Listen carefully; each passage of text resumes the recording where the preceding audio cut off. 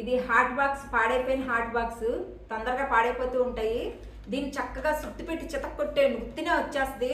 చక్కగా అలా చితక్కొట్టిన తర్వాత ఇదిగోండి ఇలా వచ్చేస్తాయి గిన్నెలు. స్టీల్ గిన్నెలు ఎంత బాగున్నాయి చూడండి.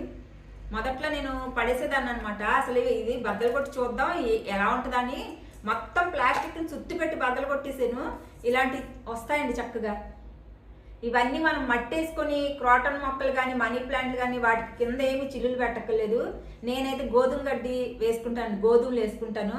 చూడండి దీన్ని చితక కొట్టేయండి, బాగా పగల కొట్టేయండి. పగల కొట్టేస్తే చక్కగా ఇలా వస్తుంది. ఇవ్వండి ఈ హాట్ బాక్స్ ఇవి అనమాట. ఇవన్నీ హాట్ బాక్స్వి. చూడండి నేను ఇది గోధుమలు వేసుకున్నాను. 3వ రోజున ఇంత చిన్న చిన్న మొక్కలు వస్తాయండి.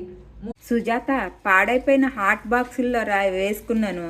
బయట గార్డెన్లో వేసేస్తుంటే ఎలకలు, పామురాయలు ఇవన్నీ తినేస్తున్నాయి.